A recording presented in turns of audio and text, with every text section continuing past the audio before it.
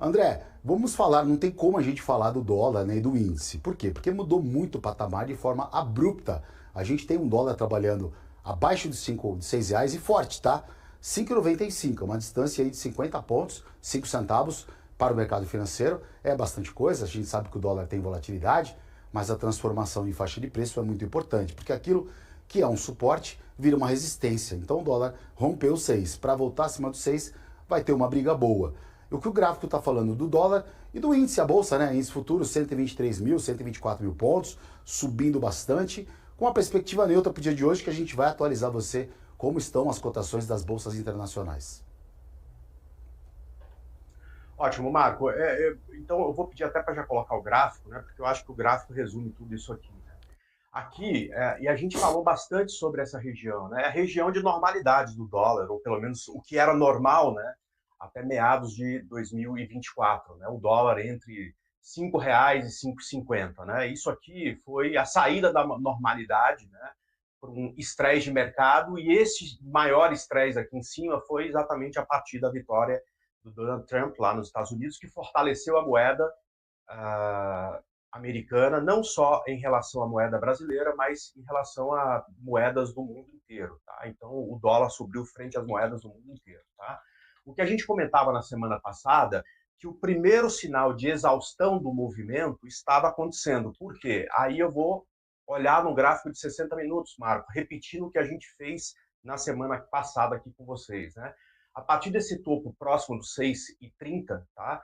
O dólar do gráfico de 60 passou a trabalhar em tendência de baixa, né? E eu liguei alguns pontos aqui para mostrar que o que a gente tem é topos e fundos descendentes. Quando nós temos isso no gráfico, a gente tem tendência de baixa. Então, no curtíssimo prazo, ou seja, no gráfico intraday de 60 minutos, o dólar ainda já está olhando para baixo há 2 semanas, né? No gráfico diário, por conta dessa subida muito forte, se imaginava também uma correção muito forte do dólar. Né? Geralmente isso acontece.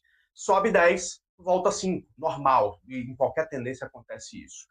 Esta tendência no dólar começa a mudar e a gente começa a falar, poxa, para curtíssimo prazo, a gente já tem o dólar em tendência de baixa. Para o curto e médio prazo, também dá para se imaginar o dólar em tendência de baixa, no momento em que ele romper 5.850, tá? Porque aí ele volta, tá? Para aquele quadrante quase perto da normalidade, que é entre 5.850 e 5.500, tá? Então, entre 5,85 e 5,50, tá? Então, abaixo desse ponto, a gente pode dizer que o dólar virou, e enquanto estiver acima disso, é aquela coisa, né?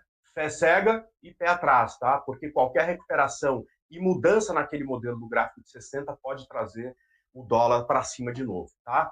Falando também um pouco do índice, eu gostaria até antes de olhar o índice Bovespa, tá? Antes de falar de mini contratos de índice, tá? Por quê?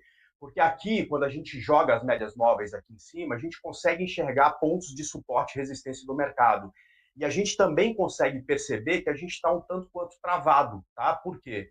Porque enquanto o índice tiver entre essa região, que é 125.500, e essa região, que é 121.700, ou seja, a gente está falando de uma variação de 3%, ele está indeciso sobre eu vou voltar a cair, porque, enfim, a minha tendência de médio e de longo prazo é uma tendência de baixa, tá? Ou eu quero reverter essa tendência no curto prazo e, portanto, vou fazer força para cima e romper esse 125.500.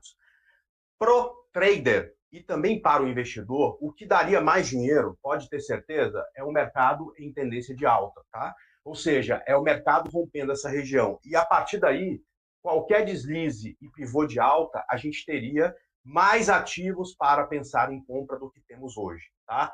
Ontem, como você já comentou, não foi um dia bom para o Ibovespa. A gente consegue observar no índice futuro, né, que ele abriu, fez novo topo lá perto das 10 horas da manhã e depois disso só caiu.